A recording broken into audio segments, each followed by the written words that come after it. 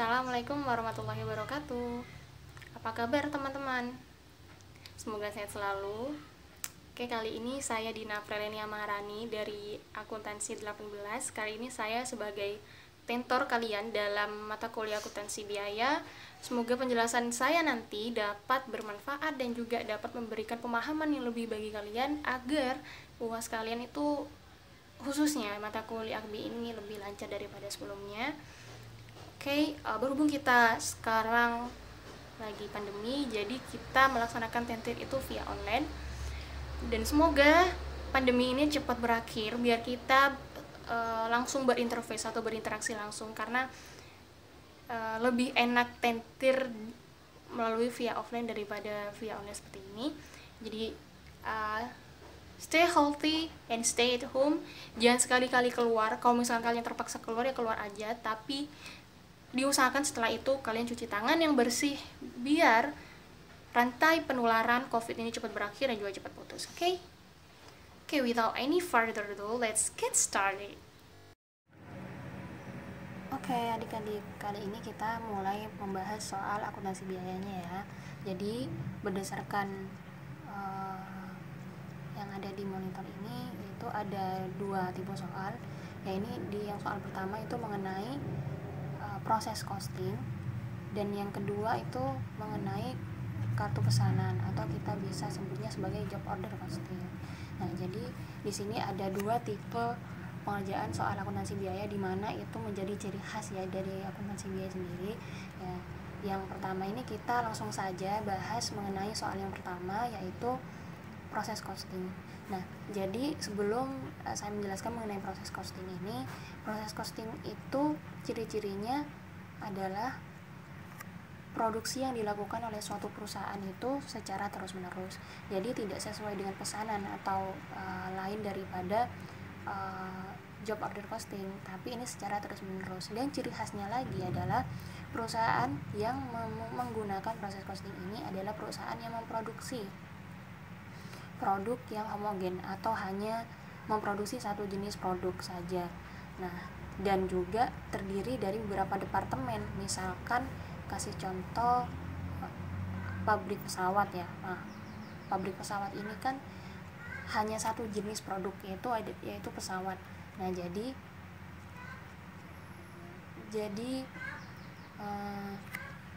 pesawat ini dalam proses produksinya melalui beberapa departemen atau beberapa tahap. Ada yang dari pengumpulan bahan baku atau juga produksi dari raw materialnya, misalkan seperti kayak pembuatan bannya, pembuatan kulit pesawatnya, pembuatan sayapnya, dan lain sebagainya. Setelah itu ada perakitan. Nah, setelah itu hingga melalui beberapa departemen hingga menjadi suatu produk yang dapat dijual atau yang memiliki nilai lah. Itu adalah produk akhirnya pesawat terbang. Nah, jadi seperti itu. Oke, jadi kita kembali lagi ke soalnya. Di sini soalnya ada schedule kuantitas barang ya.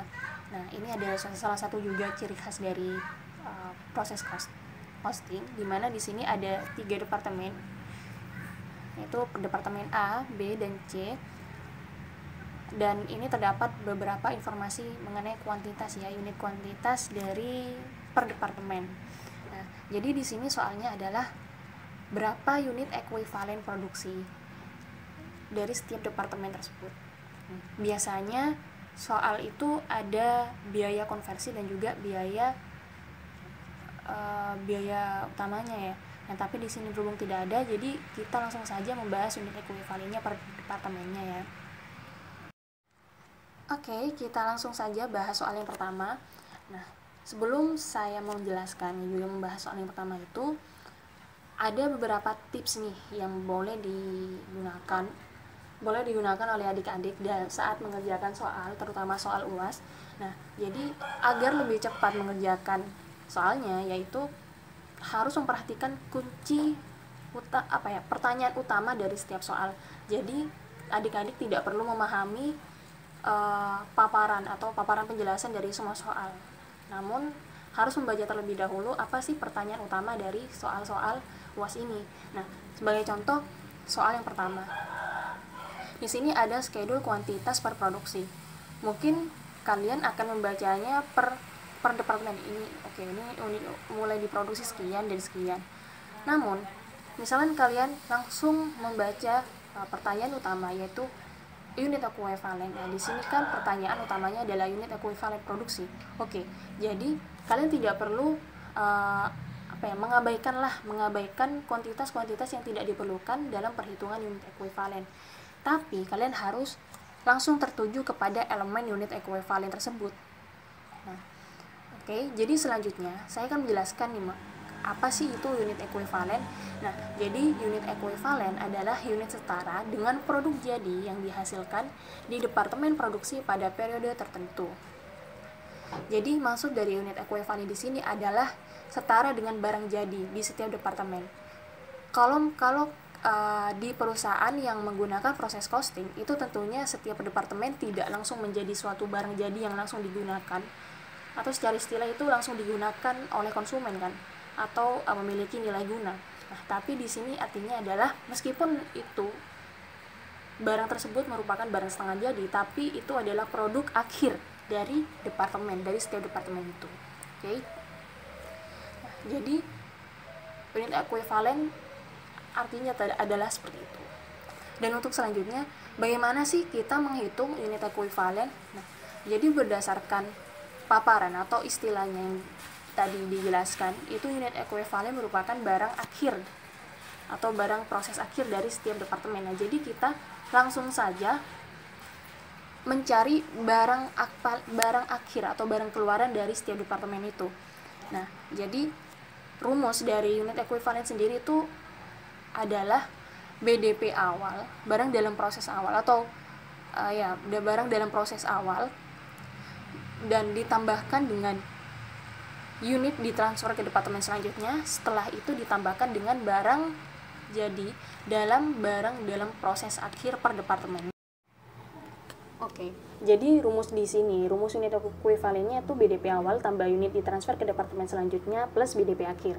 Namun berdasarkan soal yang satu ini, BDP awalnya itu tidak ada atau dianggap nol. Jadi kita keluarkan saja dari rumus. Nah, jadi kita lebih membahas kepada unit ditransfer ke departemen selanjutnya plus BDP akhir. Oke.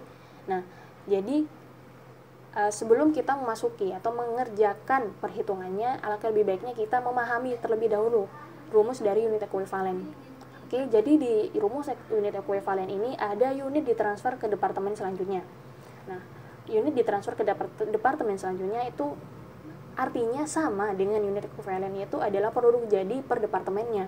Nah, jadi misalkan kita katakan bahwa A merupakan departemen yang produk jadinya itu memproduksi ban, misalkan gitu ya. Nah, jadi ban ini yang telah melalui full proses, atau kita di unit ditransfer ke departemen selanjutnya itu adalah 100% ya, karena telah full proses. Nah, jadi ban yang utuh itu yang keluar dari departemen A langsung ditransfer sebesar 15.000 unit ke departemen B, atau ke departemen perakitan gitu. Nah, jadi ban yang utuh yang telah melalui 100 proses atau full proses, nah itu termasuk ke dalam produk jadi departemen A-nya atau departemen yang memproduksi bannya tadi. Oke. Nah, itu untuk unit ditransfer ke departemen selanjutnya. Untuk BDP akhir. Nah, kenapa ini termasuk ke dalam perhitungan unit ekuivalen? Karena bisa kita lihat dari contoh di sini, ini ada unit dalam proses pada akhir periode itu sebesar 10.000. Nah, dan di sini tuh ada persentase yang bervariasi di setiap departemennya. Kita fokuskan dulu ke departemen A-nya. Misalkan ini ada unit dalam proses itu sisanya adalah 10.000. Oke, 10.000. Nah, tapi di sini yang selesai. Nah, ini persentase selesainya barang dalam proses tersebut, tapi masih belum 100% selesai gitu. Nah, jadi 10.000 unit ban tadi itu masih dalam proses penyelesaian dengan tingkat persentase penyelesaian sebesar 75%. Nah, jadi ini bisa dianggap sebagai unit ekuivalen atau sebagai produk jadi departemen A karena telah melalui proses 75% selesai. Nah, jadi kita menganggap atau menganggap bahwa 75% ini sebagai produk jadinya si di departemen A. Jadi kita langsung kalikan saja 10.000 dikali 75%, hasilnya itu adalah 7.500. Nah, jadi kita sudah mengumpulkan dua elemen perhitungan rumus unit ekuivalen tadi. Oke, setelah kita mengetahui jumlah per elemen dari rumus ini, tinggal tambahkan saja. Jadi kita ambil contoh yang departemen A itu, kita sudah mengetahui bahwa unit ditransfer ke departemen selanjutnya sebesar 15.000 unit. Dan kita langsung tambahkan saja ke BDP akhir dengan mengalihkan persentase penyelesaiannya sesuai dengan persentase penyelesaian. Nah, di sini kan BDP akhirnya itu 10.000. Jadi persentase penyelesaiannya itu 75%. Jadi kita kalikan hasilnya 7.500 dan unit ekuivalen per departemen A itu sebesar 22.500, yang dimana hasilnya dari penjumlahan 15.000 ditambah 7.500. Oke. Nah, ini juga berlaku bagi departemen-departemen selanjutnya, yaitu kayak misalkan B dan juga C. Nah, kalau B ini kan unit diterima dari departemen A-nya itu 15.000. Dan juga keluarannya ternyata yang telah selesai seutuhnya itu 12.000. Jadi berarti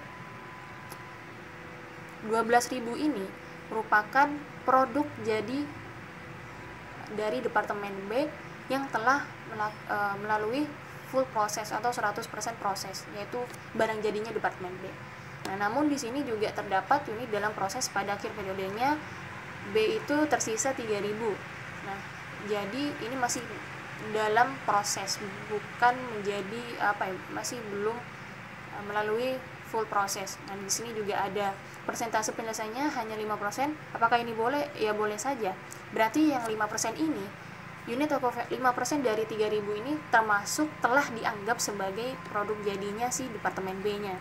Nah, jadi kita tinggal kalikan 3.000 kali 5% hasilnya adalah 150.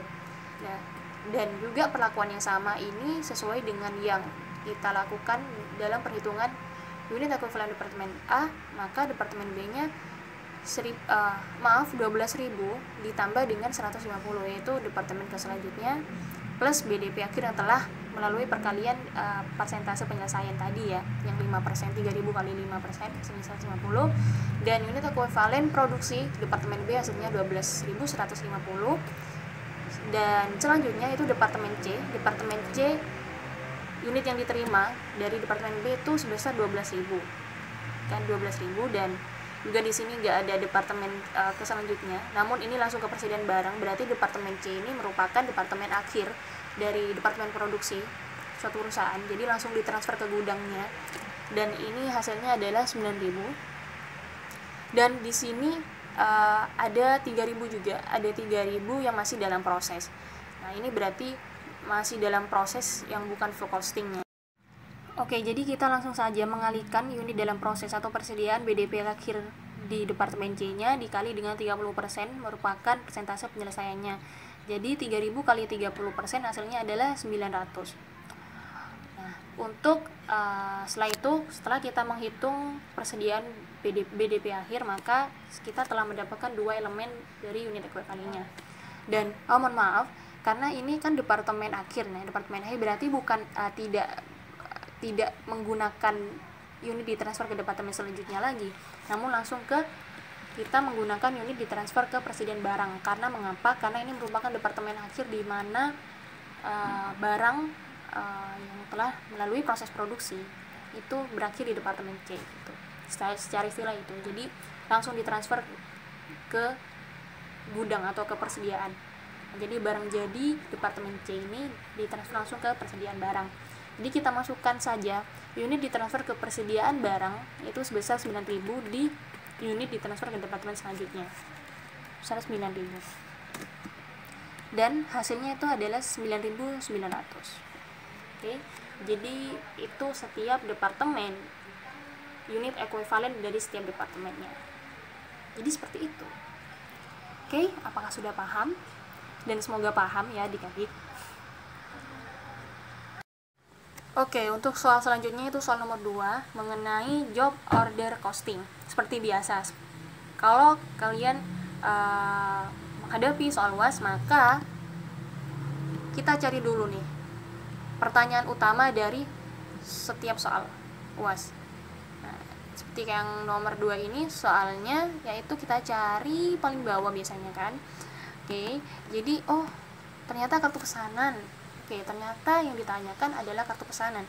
Berarti sebelum kita memahami soalnya, itu kita berarti telah memiliki telah mengetahui bahwa kartu pesanan yang harus kita buat. Nah, jadi kalian itu harus membuat kartu pesanan terlebih dahulu, formnya seperti apa dan juga sebagainya. Lalu kalian masukkan elemen-elemen yang dibutuhkan dalam kartu pesanan itu. Oke, misalkan kartu pesanan, kita buat dulu kartu pesanan. Nah, seperti yang di monitor ini, saya menggunakan kartu pesanan sesuai dengan kebutuhan yang dibutuhkan oleh perusahaan atau sesuai dengan soal-soalnya. Jadi misalkan kan di situ ada nomor pesanan, terus jenis produk dan juga kuantitas memang ada, dan biasanya di kartu pesanan juga ada tanggal pemesanan dan juga tanggal pengiriman serta pemesan itu kepada siapa. Namun di sini tidak tertera, jadi kita membuat kartu pesanan seadanya saja atau sesuai dengan informasi yang ada di soal. Oke. Nah, jadi biasanya kartu pesanan itu kalau melihat dari tipe soal ini ada BDP awal. Oke, jadi kita masukkan BDP awal di sini elemennya, yaitu bahan baku, tenaga kerja langsung serta BOP-nya. Nah, terus totalnya ini diisi sesuai dengan saldo awal atau sesuai dengan jumlah di sini, di saldo awal ini. Kita tinggal masukkan sesuai dengan nomor pesanannya atau sesuai dengan produk or jenis barang pesanannya. Oke. Nah, jadi yang menjadi perhitungan di sini adalah total BDP akhirnya. Nah, jadi ini total BDP selama proses transaksi berlangsung atau selama transaksi selama bulan Maret kalau sesuai dengan soal ini tadi. Jadi kita langsung saja baca soal yang ini, pahami dulu ini. Jadi di sini ada soal membeli bahan sebesar 7 juta dengan termin N/30. Berarti ini membeli secara kredit ya atau utang. Nah, jadi saldo awal dari bahan yang tadi itu sebesar 6 juta. Setelah itu terdapat pembelian selama bulan Maret sebesar 7 juta, yaitu kita tambahkan saja 6 juta tambah 7 juta hasilnya 13 juta. Nah, ini merupakan saldo dari bahan setelah melakukan pembelian. Oke, kita telah mengetahui saldo dari bahan selama bulan Maret itu sebesar 13 juta. Dan transaksi selanjutnya yang terjadi pada bulan Maret itu adalah menerima pesanan baru nomor 207, yaitu sebanyak 1000 penghapus. Nah, jadi perusahaan ini memiliki tambahan pesanan ya, berupa penghapus dengan nomor 207. Oke, kita keep. Berarti nanti kartu pesanannya jadi 4. Oke. Dan di sini juga ada biaya tenaga kerja tidak langsung sebesar 1.480.000. Oke, dan ini merupakan rincian penggunaan dari tenaga kerja langsung selama bulan Maret sebesar sekian dengan jam kerja yang telah ditentukan, jam kerja yang telah digunakan, dan juga jumlah atau biaya tenaga kerja langsung sesuai dengan jam kerja yang sudah digunakan. Dan ini juga diketahui bahan yang digunakan dalam kegiatan produksi selama bulan Maret sebesar 12 juta. Jadi tidak semua bahan yang digunakan dalam pemesanan barang dan produksi pemesanan barang selama bulan Maret, hanya 12 juta saja. Dan ini merupakan rincian penggunaan bahan di setiap barang pesanan sesuai dengan nomor pesanan ya. Kalau misalkan 204 sebesar 30%, nah berarti penggunaan bahannya sebesar 3.600.000, dan ini juga berlaku bagi semuanya. Dan ada juga informasi mengenai bahan penolong. Jadi 5% dari 12 juta ini merupakan bahan penolong, yaitu sebesar 600.000. Dan finally kita buat kartu pesanannya. Oke. Kalian kan sudah membuat form kartu pesanan kayak gini. Nah, jadi kalian memperhitungkan elemen-elemen yang masih kosong, yaitu transaksi selama bulan Maret ya kan. Oke, untuk bahan baku itu kalian menggunakan bahan baku yang telah digunakan selama bulan Maret. Nah, itu kalian ambil saja jumlahnya di sini, kecuali yang bahan penolong ya. Jadi misalkan ini kartu pesanan yang pensil, oke, yang 204. ini sudah saldo awalnya sudah masuk di sini sesuai dengan elemennya, itu bahan baku, tenaga kerja langsung serta BOP-nya. Ini total BDP awalnya serta bahan baku yang digunakan selama transaksi bulan Maret yaitu 30% sesuai dengan soal tadi, dan juga harganya atau total penggunaan bahan baku yang digunakan itu sebesar 12 juta. Nah, kalian tinggal dikalikan saja 30% kali 12 juta, hasilnya 3.600.000. Dan juga biaya tenaga kerja langsung yang digunakan ini juga sesuai dengan informasi yang tadi, sesuai dengan yang ini. Nah, berarti informasi tenaga kerja langsung di sini kalian tinggal masukkan saja informasi yang ada di sini, yaitu jumlah atau biaya tenaga kerja langsung yang telah digunakan selama bulan Maret itu. Oke, setelah kita menghitung bahan baku dan juga tenaga kerja langsung yang digunakan selama bulan Maret, dan pada akhirnya kita menghitung BOP dibebankan. Nah, ini yang sedikit rada rumit ya. Oke, jadi BOP dibebankan itu karena BOP ini tidak sama dengan bahan baku langsung atau tenaga kerja langsung, di mana jumlah dari bahan baku dan juga tenaga kerja langsung ini langsung dibebankan sesuai dengan jumlah penggunaan bahan baku serta tenaga kerja langsung ke dalam barang produksi atau ke dalam barang pesanan. Namun ini juga berbeda dari BOP.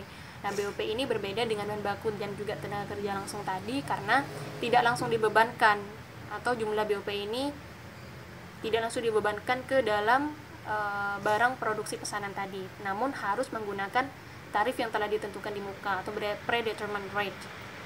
Oke. Nah, jadi BOP, jadi jumlah BOP ini nantinya hasil dari BOP dibebankan ini dari hasil perkalian dengan tarif yang telah ditentukan. Namun sesuai dengan soal yang nomor 2 ini kita lihat tidak ada penentuan tarif BOP yang akan dikenakan untuk menghitung jumlah BOP yang dibebankan ini.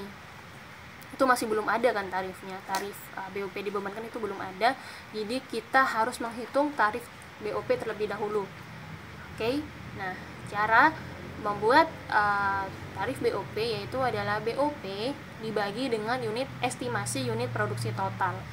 Nah, maksud dari unit produksi total ini kalian bisa menggunakan jam mesin, jam kerja, mungkin bisa juga kayak biaya kerja langsung atau biaya penggunaan bahan baku, itu terserah kalian.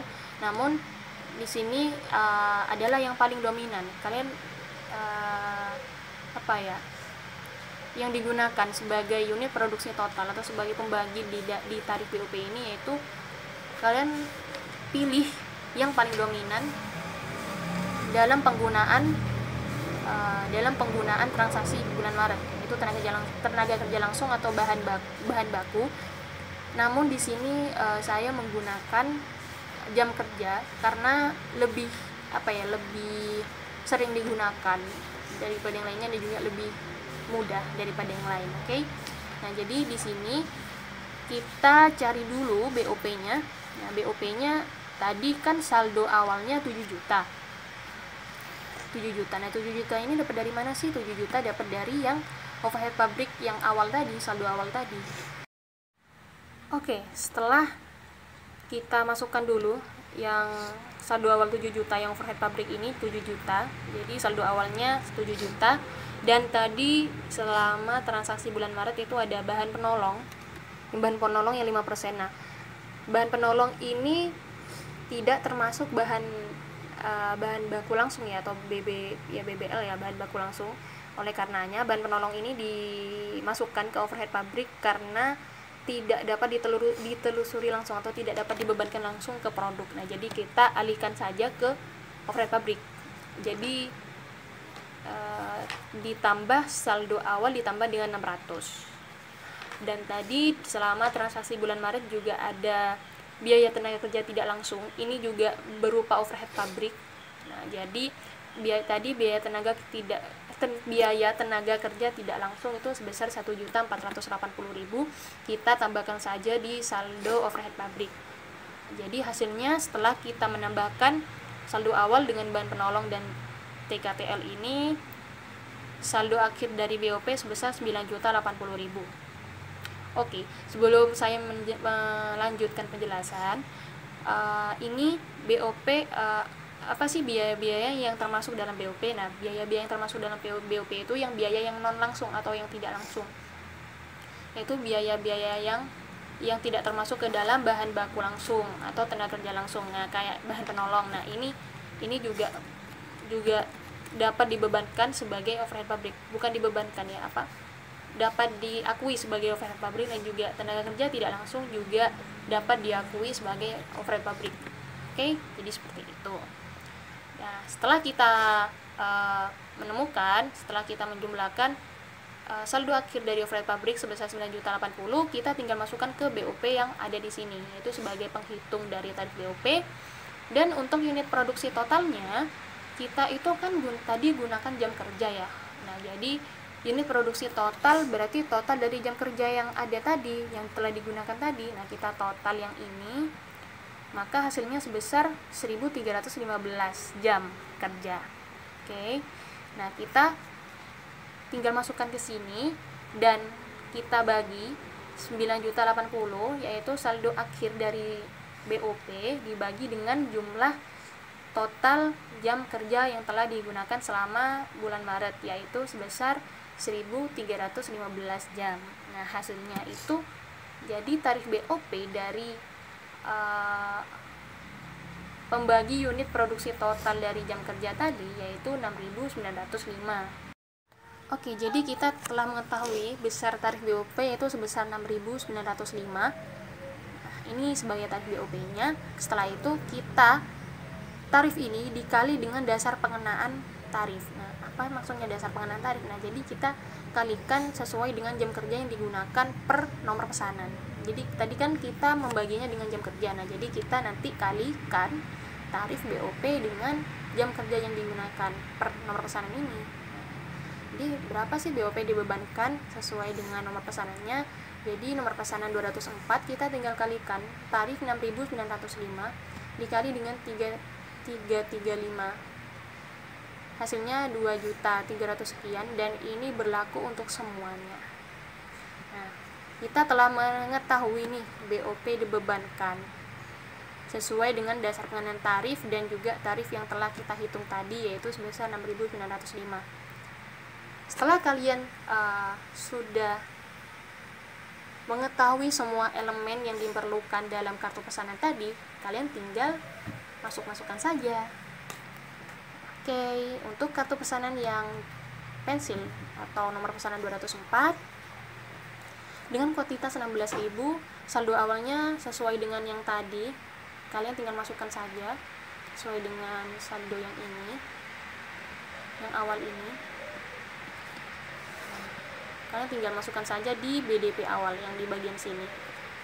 Oke, sesuai dengan yang tadi yaitu 2,5 juta, dan seterusnya kalian total BDP awal sebesar 13.300 untuk yang nomor pesanan 204, dan bahan bakunya digunakan sebesar 30%, dan total penggunaan bahan bakunya 12 juta, kalian tinggal kali, hasilnya 3.600. TKL-nya, pengguna TKL-nya yang tadi, pengguna TKL yang ini. Nah, yang 204 itu 2 juta iya ya, TKL-nya itu 2.600, maaf, berarti TKL-nya adalah 2.600. Mohon maaf. Oke, aku salah input kayaknya. Oke, jadi tenaga kerja langsung yang digunakan selama bulan Maret nomor pesan 204 itu 2.600, dan BOP dibebankan. Nah, BOP dibebankan kan tadi udah dihitung.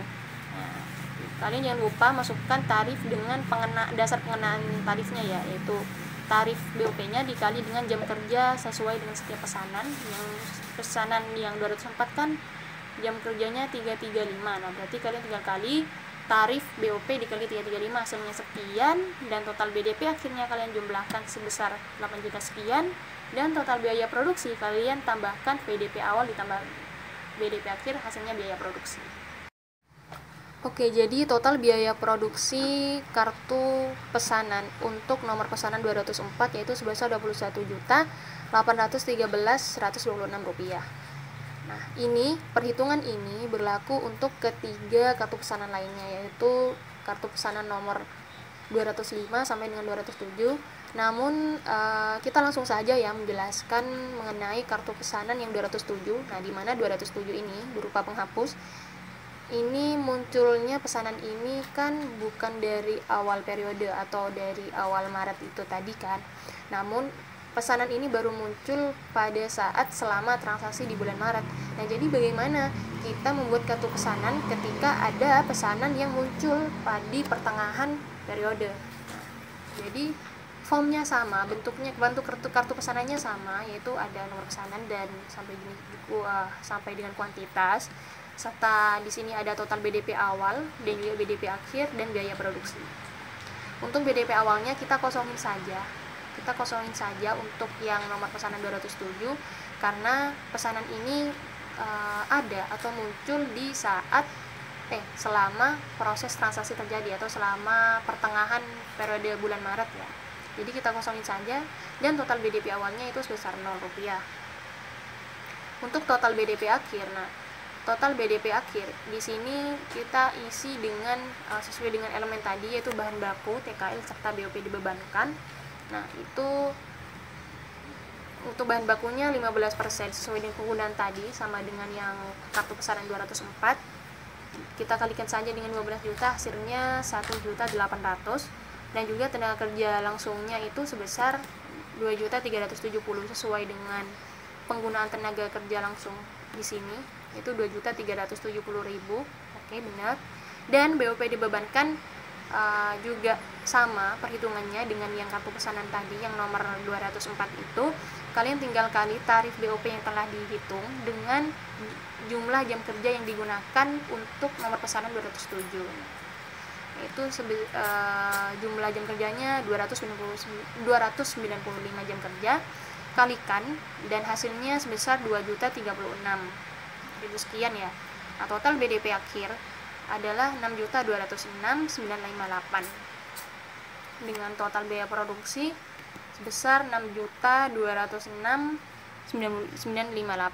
Ini berhubung total BDP awal tidak ada, berarti kita langsung saja total biaya produksi sama dengan total BDP akhir.